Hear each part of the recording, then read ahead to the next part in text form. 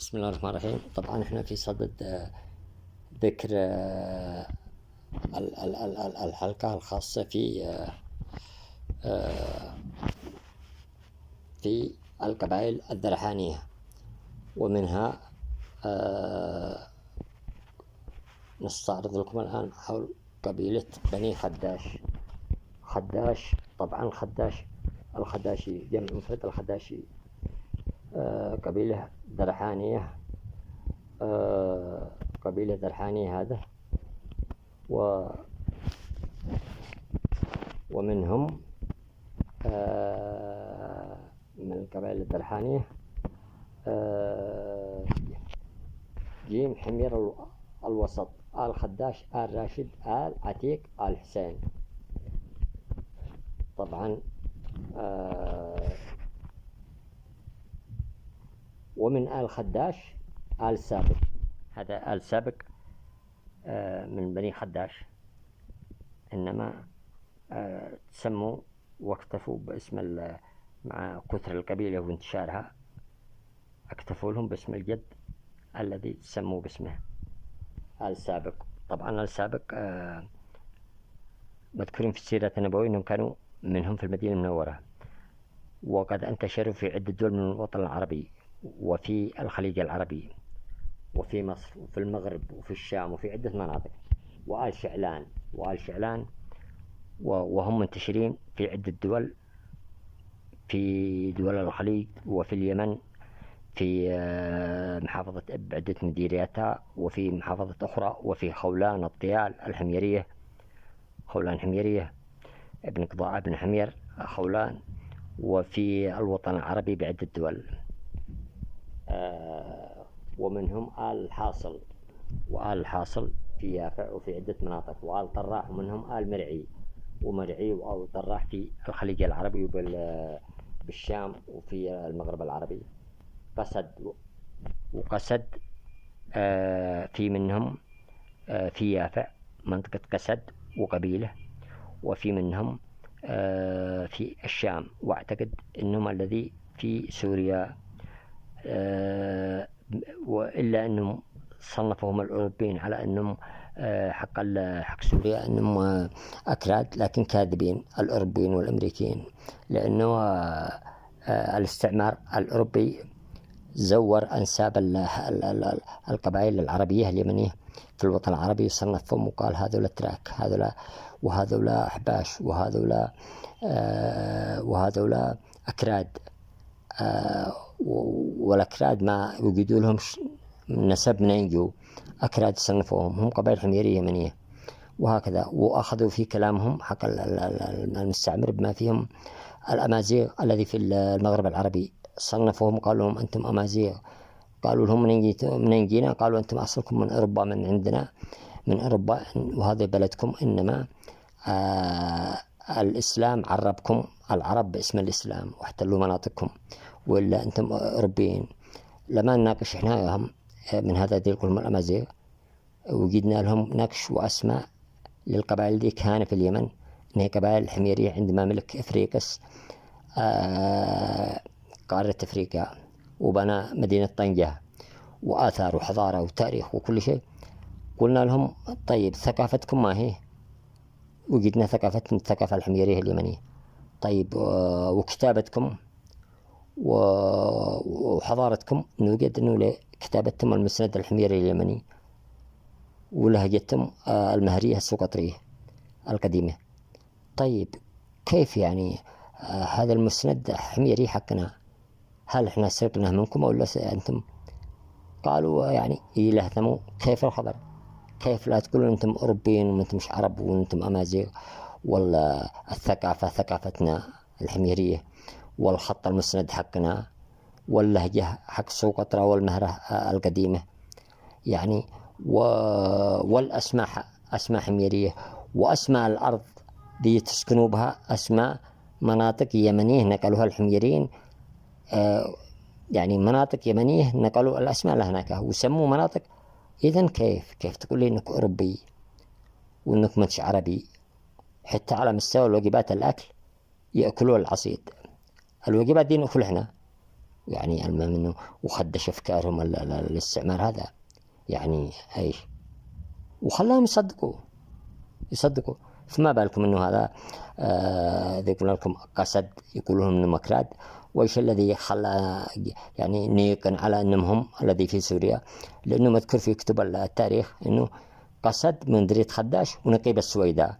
فبحثنا وجدنا إنه في سوريا قسد، مدينة قسد، والمدينة الثانية جنبها نقيب السويداء المذكور في التاريخ سواء بسواء يعني. فهذا مما يؤكد على أنهم هم إنما الاستعمار تعملوا الآن في سوريا يقتتلوا مع بعضهم عرقيا، وفي العراق وهم قبائل حميرية الأكراد كلهم يعني دخلوا الناس باسم مذاهب ومذهبية والمهم من جميع الجوانب، وباسم عرقية وباسم كذا كذا. المهم هذا ما نعلمكم.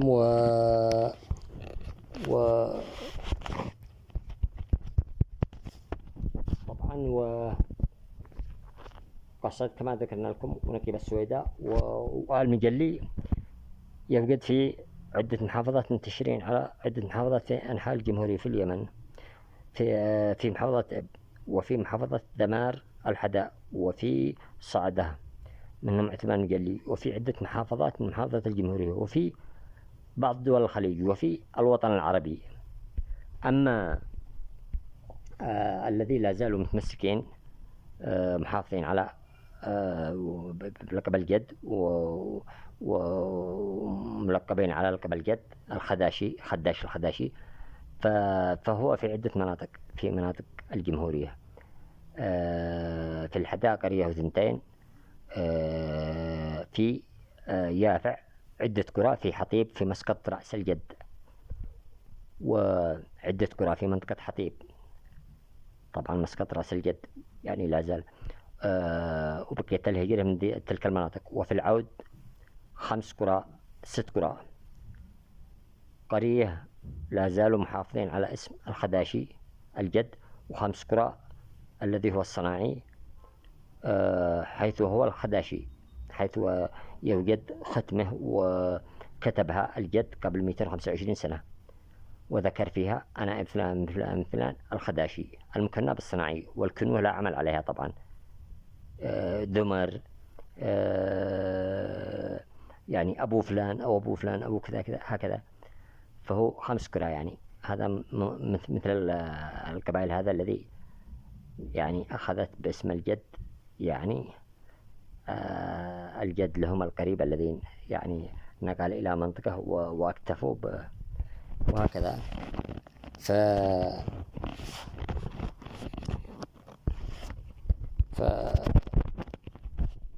وقرية أو 2 قرى تقريبا في الشعر، وفي السحول، وفي ذا السفال، وفي مناطق عديدة، وفي تعز، وفي شرعب، وفي باب المندب المخاء حيث بقي انطلاق الهجرة من باب المندب، وفي باجل، وفي حرض، وفي التحيته والحية واسمها في الحديدة، وفي عدة مناطق، وفي الجوف، وفي عدة مناطق من محافظة الجمهورية، وفي القفر، وفي يعني الخليج العربي، الدول العربية، الخليج العربي، وفي العراق قاضي البصرة الخداشي الذي كان قبل 1200 سنة، وفي مصر قبيلة كبيرة في مصر إلا أنه خدشوا أفكارهم هناك في مصر، وقد البعض يكتب أنه الكعبي الخداشي الكعبي الجعمي، وهي يعني الخداشي أقدم من الكعبي والجميعي ب3000 سنة. شعب الخداشي يعني خلق قبل أن يخلق نبي الله إبراهيم. وفي ليبيا وفي تونس إقليم الخداشي، إقليم كامل في تونس إقليم. ومنهم العالم الجليل عمران بن موسى الخداشي الذي نشر المذهب الشافعي، الذي استقبله ونشره كما جاء في كتاب الجندي، أنه نشر يعني استقبل المذهب الشافعي ونشره قبل 1200 أو 1100 أو 1000 سنة في محافظة أبو الحديدة وتعز، كما جاء في كتاب الجندي. وتحياتي لكم آل الخداشي وكل القبائل التي تعود نسبها إلى الخداشي، وتحياتي لكم. طبعا وذكروا على أنه عمران بن موسى الخداشي من ذريته بني مضمون، وبني مضمون يتواجدون في السحول وفي ذي السفال وفي الجوف وفي عدة مناطق.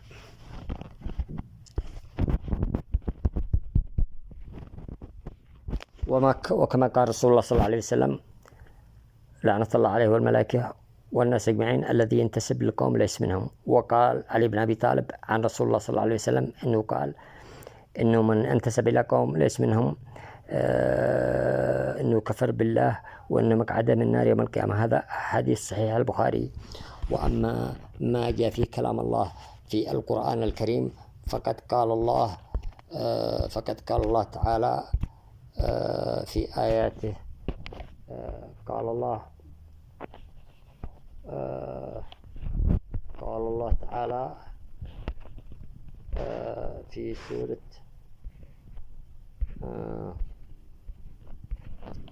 وما جعل أزواجكم إلا بأي تظاهرون منهن أمهاتكم وما جعل أدعياءكم أبناءكم ذلكم قولكم بأفواهكم والله يقول الحق وهو يهدي السبيل. آية رقم 4. ادعوهم لآبائهم هو أقصد عند الله فإن لم تعلموا آبائهم فأخوانكم في الدين ومواليكم وليس عليكم جناح فيما أخطأتم به ولكن ما تعمدت قلوبكم وكان الله غفورا رحيم. آية رقم 5. آية رقم 5 من سورة الأحزاب. يعني هذا ما قاله الله وقال رسوله. فالبعض يستخف بهذا الأمور، يفكر أنه طبيعي، يعني أنه مثلا ينسب نفسه إلى قوم ليس منهم أو كذا كذا. هذا يعني كفر بالله. والبعض يستخف بهذا أنه شيء بسيط عادي، يعني أنه ما هيش سلعة تجارية تبتاع وتشتري. الواحد يحافظ على نسبه وعلى